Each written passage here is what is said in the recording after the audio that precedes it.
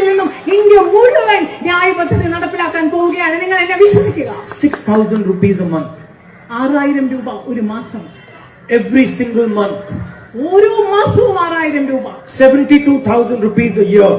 72,000 രൂപ ഒരു വർഷം. Every single year. ഓരോ വർഷവും 72,000 രൂപ. Until that family is out of poverty. ദാരിദ്ര്യത്തിന് മുകളിലേക്ക്, ദാരിദ്ര്യരേഖയ്ക്ക് മുകളിലേക്ക് ഒരു കുടുംബം എത്തുന്നത് വരെ എല്ലാ മാസവും 6,000 രൂപ, എല്ലാ വർഷവും 72,000 രൂപ. 2021 കാലത്ത് രാഹുൽ ഗാന്ധി കേരളത്തിന്റെ മുമ്പിൽ അന്നത്തെ ഇലക്ഷൻ കാലത്ത് പ്രഖ്യാപിച്ചൊരു വാഗ്ദാനമാണത്. എല്ലാ കുടുംബത്തിനും 6,000 രൂപ വെച്ചിട്ട് മാസം തോറും തരും. വർഷത്തിൽ 72,000 രൂപ നിങ്ങൾക്ക് ഞങ്ങളുടെ ഗവൺമെൻറ് വന്നാൽ തരും, ന്യായ് പദ്ധതി പ്രകാരം തരും എന്ന് വാഗ്ദാനം ചെയ്തിട്ടുണ്ടായിരുന്നു. അത് പക്ഷേ ആ വാഗ്ദാനത്തിൽ അന്ന് മലയാളികളാരും കുടുങ്ങിയില്ല. അവർ LDFനെ തന്നെ വീണ്ടും അധികാരത്തിൽ കൊണ്ടുവരിക ചെയ്ത്. കാരണം എന്താ പറയുക, അന്ന് 1,100 മറ്റോ രൂപ മാത്രമുണ്ടായിരുന്ന പെൻഷനാണ്. അത് ഞങ്ങൾക്ക് വിശ്വസിക്കാൻ പറ്റും, അത് ഇവർ തന്നുകൊണ്ടിരിക്കുന്നുണ്ട്, അതിൽ ഞങ്ങൾ ഹാപ്പിയാണ്, അവരത് 2,500 ആക്കി തരാമെന്ന് പറഞ്ഞിട്ടുണ്ട് എന്നുള്ളത് വിശ്വസിച്ച് ആ ഗവൺമെൻറ്റിനെ അധികാരത്തിൽ വീണ്ടും കൊണ്ടുവന്നു എന്നാണ് നമ്മൾ കണ്ടത്. എന്നാൽ ഇപ്പോൾ ഈ 2026 തെരഞ്ഞെടുപ്പ് കാലത്ത് നവയുഗ യാത്രയുടെ സമാപന സമ്മേളനത്തിൽ രാഹുൽ ഗാന്ധി 5 തന്ത്രങ്ങളടങ്ങിയ ഒരു വാഗ്ദാനമാണ് മലയാളികൾക്ക് മുമ്പിൽ വെച്ചിരിക്കുന്നത്. UDF അധികാരത്തിൽ വന്നാൽ 5 പ്രധാനപ്പെട്ട വാഗ്ദാനങ്ങൾ ആണ് മലയാളിക്ക് കൊടുത്തിരിക്കുന്നത്. ഒന്ന്, ഈ പെൻഷനൊക്കെ, ക്ഷേമ പെൻഷനൊക്കെ 3,000 രൂപയ്ക്കും. നമുക്കറിയാം 600 രൂപ വെച്ചിട്ട് കൊടുക്കേണ്ട പെൻഷൻ തന്നെ അവസാന കാലഘട്ടത്തിൽ 3 മാസം തൊട്ടിട്ട് തന്നെ 18 മാസം വരെ വിവിധ വിഭാഗങ്ങൾക്ക് പലതരത്തിലുള്ള കുടിശ്ശിക ഉണ്ടായിരുന്നു എന്നുള്ളത് നമുക്കൊക്കെ അറിയാം. അത് കൊടുത്തു തീർത്തത് ഇടതുപക്ഷമാണ് എന്നും നമുക്കറിയാം. അവരാണ് ഇപ്പോൾ ഈ 3,000 രൂപ കൊടുക്കുന്നു പറയുന്നത്. രണ്ടാമത്തെ വാഗ്ദാനം എന്താണെന്ന് വെച്ചാൽ, ഈ KSRT ബസ്സിലൊക്കെ സ്ത്രീകളായിട്ട് കയറി ഇരുന്ന് കൊടുത്താൽ മതി, 10 പൈസ കൊടുക്കണ്ട, എവിടെ നിങ്ങൾക്ക് ഇറക്കണമെങ്കിൽ ഫ്രീ ആയിട്ട് യാത്ര ചെയ്യാം, ഒരു 10 പൈസ കൊടുക്കണ്ട. അത് ചിലപ്പോൾ നടപ്പിലാവും കേട്ടോ. കാരണം എന്താ വെച്ചാൽ 1-2 മാസം കഴിയുമ്പോഴേക്കും മിക്കവാറും ആ സ്ഥാപനം പൂട്ടിക്കളയും. പിന്നെ അത് റോട്ടിലിറങ്ങിയാലല്ലേ സ്ത്രീകൾക്ക് കയറാൻ പറ്റുള്ളൂ. അപ്പോൾ അവർ പ്രൈവറ്റ് ബസ്സിനെ ആശ്രയിക്കുകയോ അല്ലെങ്കിൽ വല്ല ജീപ്പോ കാറോ ഓട്ടോറിക്ഷയൊക്കെ വിളിച്ച് പോകേണ്ടി വരും. അതെന്തായാലും നന്നായി. അതല്ലെങ്കിൽ എന്തു ചെയ്യും, ഈ സ്ത്രീകൾക്ക് സൗജന്യം കൊടുത്തിട്ട് അതേ ആണുങ്ങൾക്കെല്ലാം ഡബിളാക്കി കളയും, ചാർജ് അങ്ങോട്ട് ഇരട്ടിപ്പിച്ച് കളയും. അപ്പോൾ മിക്കവാറും ടാലിയാവുമല്ലോ ആണുങ്ങളിരുന്ന്. അപ്പോൾ ഒരു വീട്ടിൽ നിന്ന് ഒരു പുരുഷനും സ്ത്രീ ഇറങ്ങിക്കഴിഞ്ഞാൽ ഈ സ്ത്രീയുടെ കാശും കൂടെ പുരുഷൻ്റെ അടുത്ത് നിന്ന് വാങ്ങിയാൽ ഈ കച്ചവടം നടക്കും. അതല്ലെങ്കിൽ ഈ നേരത്തെ പറഞ്ഞ പോലെ ഈ സ്ഥാപനം പൂട്ടിപ്പോകാനാണ് ചാൻസ്. പിന്നെ അടുത്ത വാഗ്ദാനം, നമ്മുടെ വീടുകളിൽ നിന്ന് കോളേജിൽ പോകുന്ന കുട്ടികൾക്ക്, പെൺകുട്ടികളാവണം കേട്ടോ, ആൺകുട്ടികൾക്ക് കിട്ടില്ല. ആൺകുട്ടി പഠിക്കുകയാണെങ്കിൽ അത് കണക്കാക്കില്ല. പക്ഷേ പെൺകുട്ടികൾ പോവുകയാണെങ്കിൽ പെൺകുട്ടികൾക്കൊക്കെ 1,000 രൂപ വെച്ചിട്ട് പോക്കറ്റ് മണി എല്ലാ മാസവും കോളേജ് പഠനം കഴിയുന്നത്. എന്തൊരു ആനന്ദമായിരിക്കും. അത് ഏത് കോടീശ്വരൻ്റെ വീട്ടിൽ നിന്ന് വന്നാലും വേണ്ടില്ല, 1,000 രൂപ കൊടുക്കും. ഇതൊക്കെ നമ്മൾ സമ്മതിച്ച് കൊടുത്തേ പറ്റൂ. ഇതൊക്കെ UDFനല്ലാതെ മറ്റാർക്കെങ്കിലും ചിന്തിക്കാൻ പറ്റുമോ? LDF ഒക്കെ മണ്ടന്മാർ, ഇങ്ങനെയുള്ള വാഗ്ദാനങ്ങളൊന്നും കൊടുക്കാൻ അവരെ കൊണ്ട് പറ്റില്ല.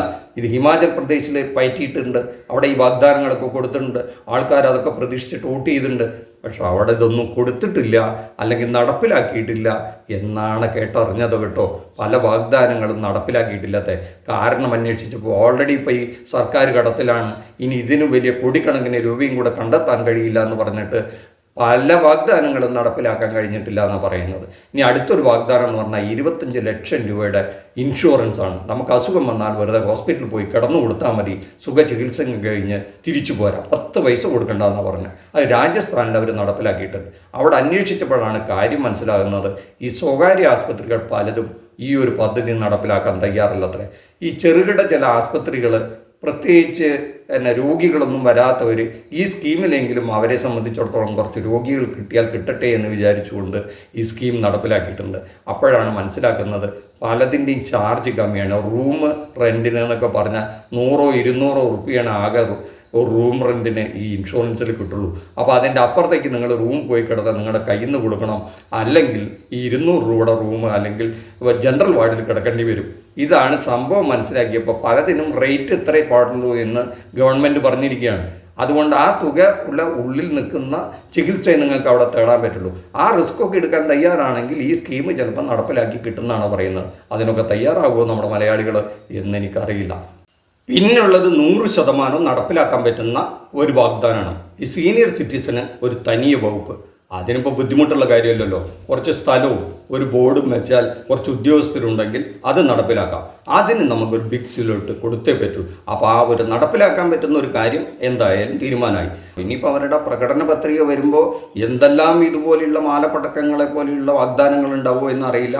2021 രാഹുൽ ഗാന്ധി 6000 രൂപ കൊടുക്കാമെന്ന് പറഞ്ഞിട്ട് ഈ മലയാളികൾ അതിൽ വീണിട്ടില്ല. ഇതിനൊരു കാരണമുണ്ട്. ഇവരൊക്കെ വാഴ്ത്തിപ്പാടുന്ന ഇവരുടെ ഒരു പഴയ മുഖ്യമന്ത്രി പറയുന്ന ഒരു ചെറിയ വീഡിയോ ക്ലിപ്പും കൂടെ നിങ്ങൾ കണ്ടിട്ട് ഒരു തീരുമാനം എടുത്തോളൂ.